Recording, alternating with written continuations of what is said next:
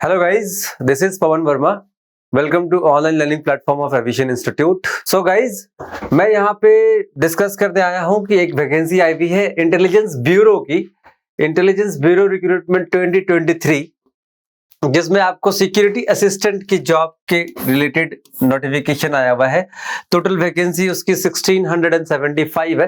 तो इसके बारे में मैं आपको बताने के लिए आया हूं कि एक जॉब प्रोफाइल है जिसकी आप जो भी एग्जाम की प्रिपरेशन कर रहे हो, लाइक एसएससी, सीएचएसएल या एमटीएस, आप इस एग्जाम को भी अप्लाई कर सकते हैं और इस एग्जाम को भी क्रैक करके एक सरकारी नौकरी हासिल कर सकते हैं। तो आइए जानेंगे इस एग्जाम के बारे में, इसका एग्जाम कैसा होने वाला है, क्या क्या एलिजिबिलिटी क्राइटेरिया है, किस तरीके से एग्जाम का पैटर्न होगा, क्या क्या सिलेबस होगा, क्या जॉब प्रोफाइल होगी, इसके बारे में हम लोग डिस्कस करेंगे।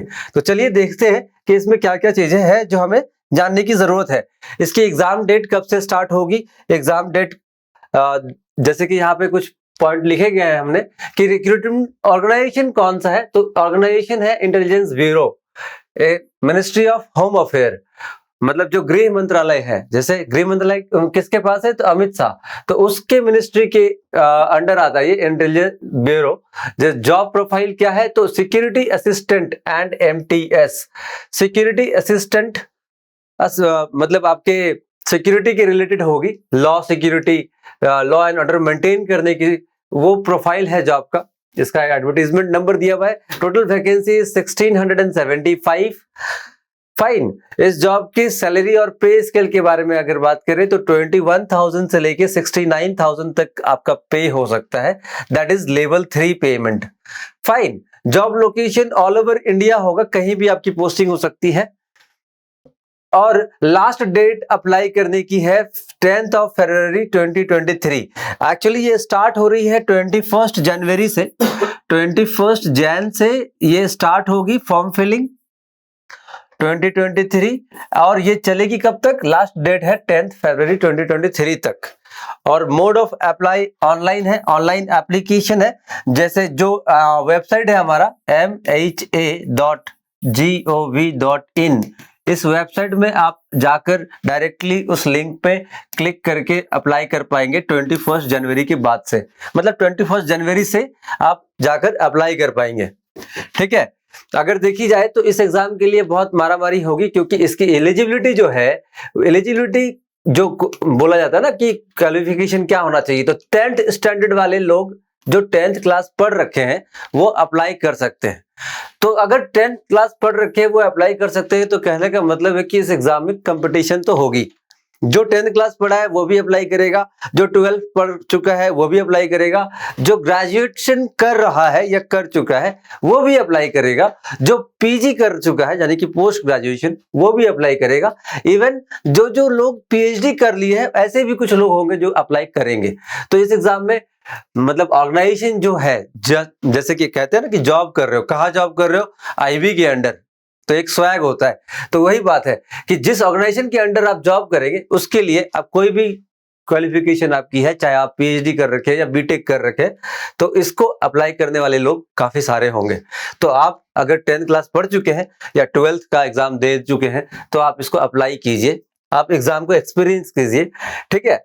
इसमें और क्या क्या बातें हैं बताने के लिए अगर देखी जाए तो यहाँ पे लिखा है हमने, एलिजिबिलिटी लिखा हुआ है। जैसे कि जो सिक्योरिटी असिस्टेंट की जो बात कर रहे थे उसकी एलिजिबिलिटी है 18 to 27 ईयर्स, 18 साल minimum, maximum 27 years. Fine. Years for the security assistant.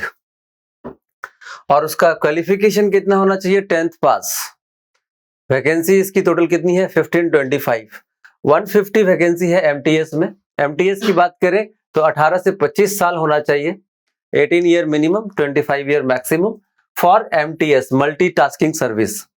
ठीक है।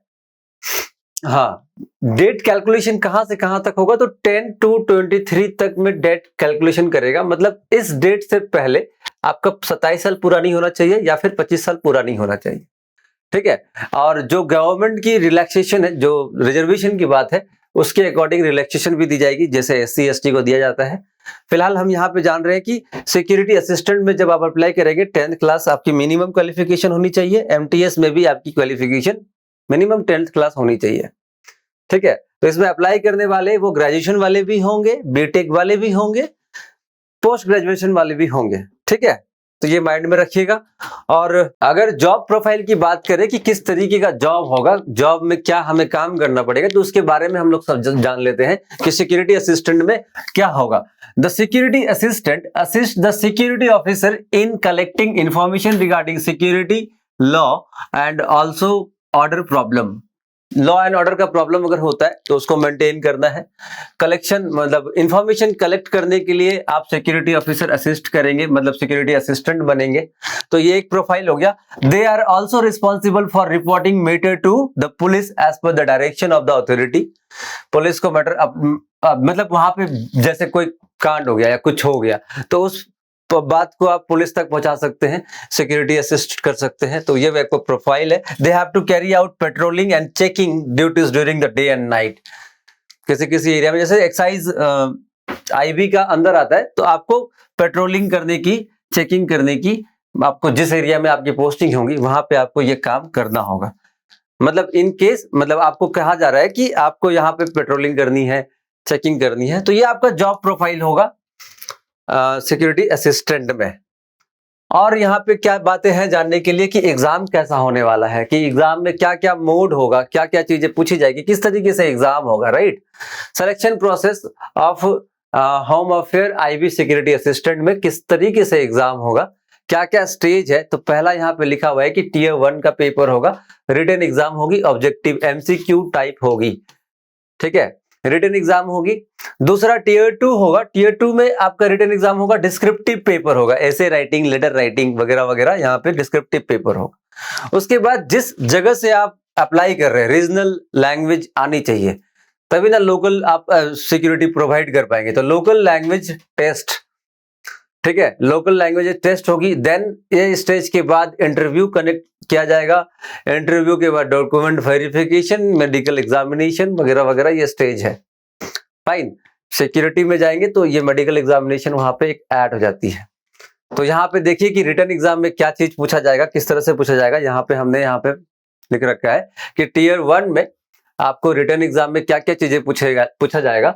तो कहता है जनरल अवेयरनेस पूछा जाएगा, जीके जनरल अवेयरनेस कह लीजिए।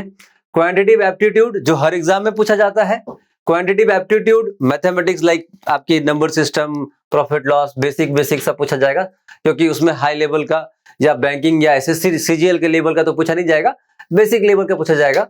फिर न्यूमेरिकल एनालिटिक्स, रीजनिंग की बात कर रहे हैं, एबिलिटी एंड रीजनिंग पूछा जाएगा। English language and general studies, ये सारे पूछे जाएंगे। तो मार्क्स कितने क्वेश्चंस होंगे, तो 100 questions, 20 question of each one, मतलब हर एक का 20-20 क्वेश्चन होगा। जनरल अवेयरनेस होगा 20 क्वेश्चन, क्वांटिटेटिव एप्टीट्यूड होंगे 20 क्वेश्चन, ठीक है, तो क्वांटिटेटिव एप्टीट्यूड होगा 20, फिर रीजनिंग हो जाएंगे 20, देन इंग्लिश हो जाएगा 20। इस तरीके से आपके टोटल जनरल स्टडीज यानी कि जीएस हो जाएंगे 20। टोटल इस तरीके से मिला के 100 क्वेश्चन आपको पूछे जाएंगे। 100 क्वेश्चन, हर एक क्वेश्चन 1 मार्क कैरी करेगा, 100 मार्क्स का पेपर होगा। अगर एक क्वेश्चन रॉन्ग करते हैं तो उसका 1/4 डिडक्ट किया जाएगा। मान लीजिए एक क्वेश्चन अगर रॉन्ग करते हैं तो 0.25 आपका डिडक्ट कर दिया जाएगा। तो ये हो जाएगा टीयर 1 का एग्जाम, जहां पे आपके सारे के सारे क्वेश्चन एमसीक्यूज होंगे, 4-5 ऑप्शंस होंगे, इस तरह से हो जाएगा। उसके बाद टीयर 2 की अगर हम बात करें, टीयर 2 में क्या होगा, तो ऑफलाइन एग्जाम होगा, डिस्क्रिप्टिव होगा। डिस्क्रिप्टिव कहने का मतलब आपको लिखना होगा 500 वर्ड में एक लोकल लैंग्वेज, जो भी लैंग्वेज आप चूज करेंगे, चाहे इंग्लिश या हिंदी, या फिर जैसे मान लीजिए बंगाल से दे रहे हैं तो बंगाली, या उड़ीसा से दे रहे हैं तो उड़िया, तो ऐसा लोकल लैंग्वेज में 500 वर्ड का एक ऐसे जिस टॉपिक में पूछा जाएगा उस टॉपिक में आपको लिखना पड़ेगा। ये डिस्क्रिप्टिव पेपर है। ये 1 घंटे की टाइम होगी, 40 मार्क्स की ये पेपर होगी। जो आपका टीयर 1 होगा वो भी 1 घंटे का ही होगा। टीयर 2 जो होगा वो भी 500 वर्ड्स का एक ऐसे लिखना होगा, तो वो भी 1 घंटे का होगा, 40 मार्क्स का होगा। उसके बाद टीयर 2 होने के बाद टीयर 3 की बात करें तो वहां पे इंटरव्यू एंड पर्सनैलिटी टेस्ट आपकी करी जाएगी, जो 50 नंबर का होगा। तो ये एक स्टेज है जहां पे आपको एक एक स्टेज को क्लियर करनी पड़ेगी। फाइन, और फिर जो लैंग्वेज टेस्ट है, जैसे कि वो एक्स सर्विसमैन वगैरह के लिए है कि वहां पे टीयर 2 टीयर 3 जब एग्जाम होगा इंटरव्यू, तभी वो चेक किया जाएगा। This is for ex serviceman जो है उनके लिए। आपके लिए क्या होगा, टियर 1, टियर 2, टियर 3। टियर 3 में सिर्फ इंटरव्यू होगी जब आप ये एग्जाम क्वालिफाई कर लेंगे तो। ठीक है, तो ये था एक मोटा मोटा आपको पूरा नॉलेज दिया गया जो आईबी सिक्योरिटी असिस्टेंट का पोस्ट आया है उसके लिए। टोटल 1675 वैकेंसीज है, तो आप अप्लाई करें जरूर, इसको एक्सपीरियंस करें। होगा या नहीं होगा वो बाद की बात है, आप जरूर अप्लाई करें। यहाँ पे बेसिक सा सिलेबस जो है वो बेसिक ही पूछा जाएगा, क्योंकि ये सिक्योरिटी असिस्टेंट का पोस्ट है, इसीलिए कोई हाई लेवल का क्वेश्चन नहीं होगा। अगर आप क्रैक कर लेते हैं तो बहुत बढ़िया, नहीं होता है तो एक एक्सपीरियंस होगा। ठीक है, तो आई होप आपको समझ में आई होगी। कोई कंफ्यूजन है, कोई डाउट है, आप हमें कमेंट करके बता सकते हैं। कोई अगर ऐसी बात है जो कुछ और टॉपिक के ऊपर कोई बात हो तो वो भी कमेंट करके आप हमें बता सकते हैं। मैं पर्सनली कमेंट को फॉलो करता हूं, देखता हूं। चैनल में आप अगर नए हैं तो चैनल को सब्सक्राइब जरूर करें और वीडियो को लाइक करें, लाइक करना ना भूलें।